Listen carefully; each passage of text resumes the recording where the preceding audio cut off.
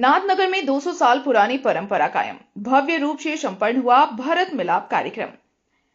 नाथनगर की गोलदार पट्टी में लगभग 200 वर्षों से चली आ रही पारंपरिक रामलीला और भरत मिलाप की परंपरा इस वर्ष भी धूमधाम से निभाई गई। विजयदशमी पर कर्णगढ़ मैदान में आयोजित भव्य रामलीला मंचन में भगवान श्री राम, लक्ष्मण, सीता, हनुमान, रावण, मेघनाथ और कुंभकर्ण की मनमोहक अभिनय ने दर्शकों को भाव विभोर कर दिया।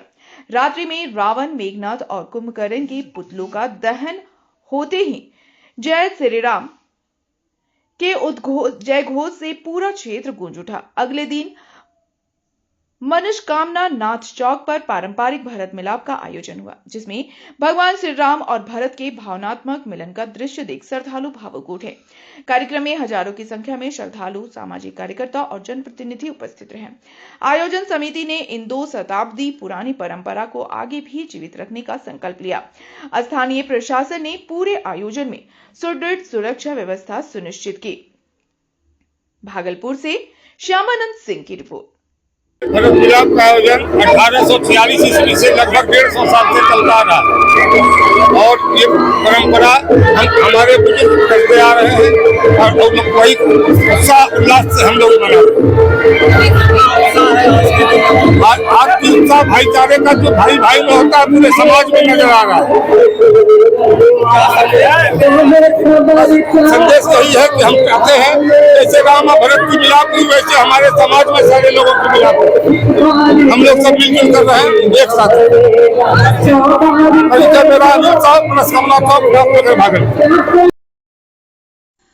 कोर्ट से भागने की कोशिश, होमगार्ड जवान ने दिखाई बहादुरी, छलांग लगाकर पकड़ा फरार अभियुक्त को। भागलपुर नगरचिया पुलिस जिला के इस्माइलपुर थाना क्षेत्र के एक अभियुक्त ने कोर्ट से भागने की कोशिश की, लेकिन ड्यूटी पर तैनात होमगार्ड जवान की सूझबूझ और बहादुरी से वह नाकाम हो गया। जानकारी के अनुसार इस्माइलपुर थाना कांड के अभियुक्त सोनू कुमार को पेशी के लिए अनुमंडलीय न्यायालय नौगछिया लाया गया था। इसी दौरान मौका पाकर अभियुक्त ने हथकड़ी सरका दी और कोर्ट के पहले तल्ले से नीचे छलांग लगा दी और मौके पर मौजूद होमगार्ड जवान कुंदन कुमार ने बिना किसी झिझक के उसके पीछे छलांग लगाई और अभियुक्त को पकड़ लिया। इस दौरान दोनों को चोटें आई। अभियुक्त सोनू कुमार के पैर में चोट लगी और वहीं बहादुरी दिखाने वाले जवान कुंदन कुमार भी घायल हो गए। घटना के बाद दोनों को इलाज के लिए नौगछिया अनुमंडलीय अस्पताल भेजा गया। वहीं कैदी के फरार होने के प्रयास को लेकर नौगछिया थाना में मामला दर्ज किया गया है। पुलिस अधिकारियों ने जवान कुंदन कुमार की बहादुरी की सराहना करते हुए कहा कि उनकी तत्परता से एक बड़ी घटना टल गई। भागलपुर से श्यामानंद सिंह की रिपोर्ट। डॉल्फिन दिवस, एशिया के एकमात्र गांगे डॉल्फिन अभयारण्य में संरक्षण की चुनौती। भागलपुर स्थित विक्रमशिला गांगे डॉल्फिन अभयारण्य एशिया का एकमात्र डॉल्फिन अभयारण्य है, जो सुल्तानगंज के जहांगीरा से कहलगांव के बटेश्वर स्थान तक लगभग 60 किलोमीटर गंगा नदी में फैला है। यहाँ करीब 250 डॉल्फिन पाई जाती हैं।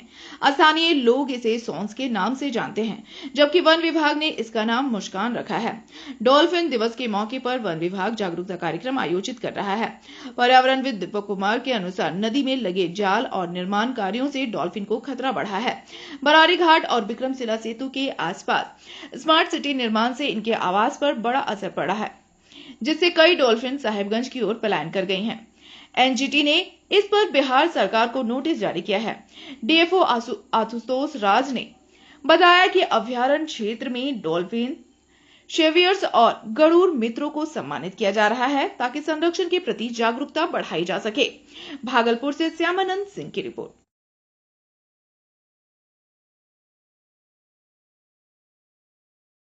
का धरना जारी, बोले बीमार को अस्पताल ले जाने में लग जाता है घंटों। भागलपुर जिले के जगदीशपुर प्रखंड के तहसूर और सैदपुर घाट पर पुल निर्माण की मांग को लेकर स्थानीय ग्रामीणों ने धरना प्रदर्शन शुरू कर दिया है। ग्रामीणों का कहना है कि लंबे समय से पुल निर्माण की मांग की जा रही है, लेकिन अब तक कोई कार्रवाई नहीं की गई है। ग्रामीण रवि कुमार ने बताया कि पुल नहीं होने के कारण लोगों को जगदीशपुर जाने में काफी दिक्कतों का सामना करना पड़ता है। अगर किसी ग्रामीण की तबीयत खराब हो जाए तो उसे अस्पताल ले जाने में घंटों का समय लग जाता है। धरने पर बैठे लोगों का कहना है कि इस पुल के बनने से तहसूर, सैदपुर और आसपास के कई गांवों के लोगों को सीधा फायदा होगा। आवाजाही सुगम होने से बच्चों की पढ़ाई, व्यापार और स्वास्थ्य सेवाओं में भी सुधार आएगा। हालांकि ग्रामीणों का आरोप है कि पिछले कई दिनों से आमरण अनशन पर बैठे रहने के बावजूद कोई अधिकारी मौके पर नहीं पहुंचे हैं। लोगों ने चेतावनी दी कि अगर जल्द ही प्रशासन ठोस कदम नहीं उठाता तो आंदोलन को और तेज किया जाएगा। भागलपुर से श्यामानंद सिंह की रिपोर्ट। ये एक ऐसा क्षेत्र है जो 2 प्रखंडों में बटा हुआ है, एक जगदीशपुर और एक साकुंड। और ये जो पोषक क्षेत्र है जैसे खुर्द, चिराय, टहसूर, हाजीपुर, कमलपुर, ये 7-8 गांव है जिसका जीविकोपार्जन का सबसे बड़ा साधन जगदीशपुर है, क्योंकि भागलपुर जिला का सबसे बड़ा हटिया वहाँ पे लगता है। वहाँ पे इन लोगों का स्वास्थ्य केंद्र है, वहाँ पे थाना है। अगर कोई भी घटना घट जाती है आपातकालीन स्थिति में तो 26 किलोमीटर घूम के लगभग टुट्टा पुल सिमरिया होते हुए प्रशासन के लोग आते हैं।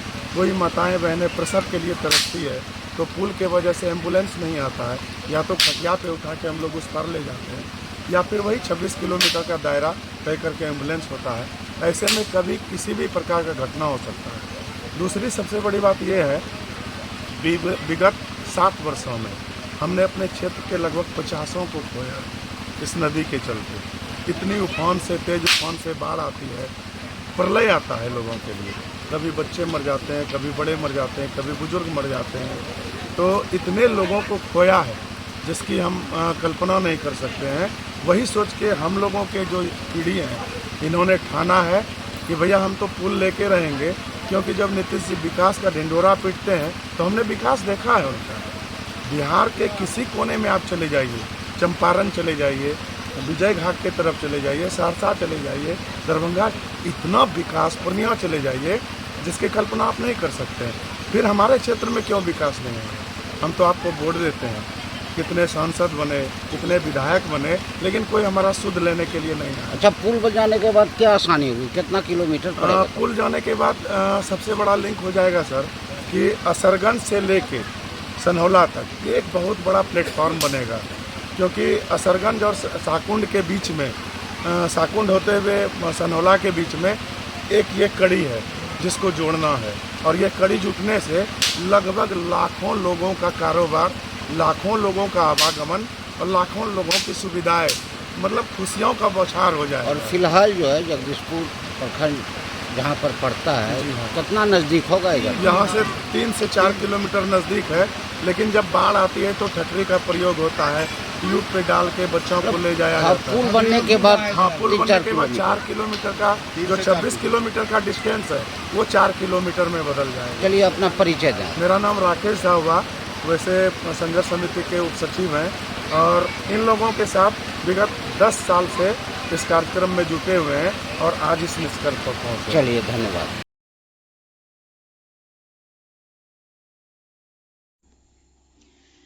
भागलपुर में कांग्रेस नेता प्रवीण सिंह कुशवाहा का नीतीश मोदी सरकार पर हमला, भ्रष्टाचार खत्म नहीं, बढ़ा है बिहार में। भागलपुर में रविवार को कांग्रेस नेता प्रवीण सिंह कुशवाहा ने प्रेस वार्ता कर प्रधानमंत्री नरेंद्र मोदी और बिहार के मुख्यमंत्री नीतीश कुमार पर जमकर निशाना साधा। उन्होंने कहा कि बिहार सरकार द्वारा आपराधिक गतिविधियों या भ्रष्टाचार से अर्जित संपत्ति को जब्त करने की नई प्रक्रिया सिर्फ एक दिखावा है। कुशवाहा ने सवाल उठाया कि जब मुख्यमंत्री नीतीश कुमार के खास मंत्री के अधीन कार्यरत 3 इंजीनियरों के यहां करोड़ों की अवैध संपत्ति मिली तब सरकार ने क्या कार्रवाई की। उन्होंने कहा कि नीतीश कुमार का यह दावा करते हैं कि बिहार से भ्रष्टाचार खत्म हो गया है, जबकि सच्चाई यह है कि आज भी आम लोगों को अपने काम के लिए सरकारी दफ्तरों में रिश्वत देनी पड़ती है। कांग्रेस नेता ने आगे कहा कि बिहार में प्रशासनिक व्यवस्था पूरी तरह ध्वस्त हो चुकी है। जनता भ्रष्टाचार, अपराध और महंगाई से परेशान है। उन्होंने केंद्र और राज्य सरकार दोनों पर सवाल उठाते हुए कहा कि यह सरकारें जनता के मुद्दों से ध्यान भटकाने का काम कर रही है। भागलपुर से श्यामानंद सिंह की रिपोर्ट। हमारा तो ये भी गूंज रहा है कि वोट चोर गद्दी छोर। एक नीमो बैंक कह सकते हैं, नीतीश और मोदी का बैंक खजाना खोल गया है। तो नीतीश और मोदी के बैंक की ही बात हम कर रहे थे।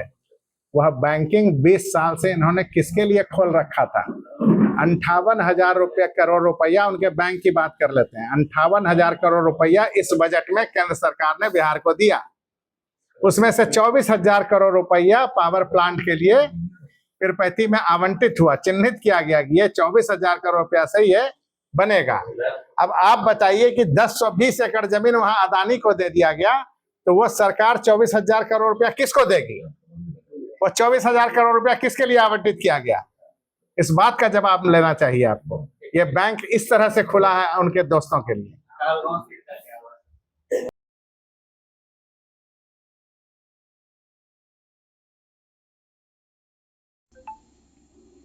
बाइक दुर्घटना में घायल वृद्ध की मौत, परिजनों में मचा कोहराम।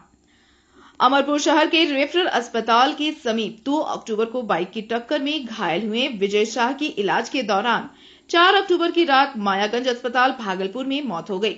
मृतक अमरपुर नगर पंचायत के वार्ड संख्या 9 निवासी थे। शव घर पहुंचते ही परिजनों का रो रो कर बुरा हाल हो गया और पूरे मोहल्ले में मातमी सन्नाटा छा गया। घटना के अनुसार विजय शाह अपने मोहल्ले के सनी मंडल की बाइक पर बादशाहगंज जा रहे थे, तभी तेज रफ्तार बाइक ने उनकी बाइक को टक्कर मार दी। गंभीर रूप से घायल विजय शाह को रेफरल अस्पताल से मायागंज रेफर किया गया था। मृतक 5 बेटियों के पिता थे और सीयूटी मोड़ स्थित आरा मिल में मजदूरी कर परिवार चलाते थे। मोहल्ले वासियों ने बताया कि वे मृदुभाषी और मेहनती व्यक्ति थे। टक्कर मारने वाले बाइक चालक की पहचान हो चुकी है। घटना के बाद परिवार और इलाके में शोक का माहौल है।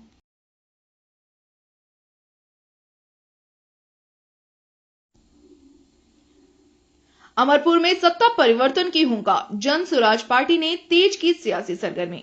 अमरपुर विधानसभा में जन स्वराज पार्टी के संभावित प्रत्याशी राजेश कुमार साहा ने रविवार को गोरगमा और भरको पंचायत के कई गांवों का दौरा कर चुनावी माहौल गरमा दिया। ग्रामीणों से मुलाकात के दौरान उन्होंने कहा कि अब समय आ गया है सत्ता परिवर्तन का। अमरपुर की जनता अब बाहरी नेताओं के बजाय अपने क्षेत्र के विकास के लिए वोट करेंगी। राजेश साहा ने कहा कि प्रशांत किशोर का सपना विकसित बिहार अब धरातल पर उतारने का समय है। उन्होंने वादा किया कि जन स्वराज पार्टी जात पात से ऊपर उठकर विकास और शिक्षा की राजनीति करेगी। उनके दौरे के दौरान युवाओं और महिलाओं में खासा उत्साह देखा गया। बड़ी संख्या में ग्रामीणों ने उनके विचारों का समर्थन किया। राजेश साहा के बयान से अमरपुर की सियासत में नई हलचल मच गई है और आने वाले विधानसभा चुनाव में मुकाबला दिलचस्प होने के संकेत मिल रहे हैं।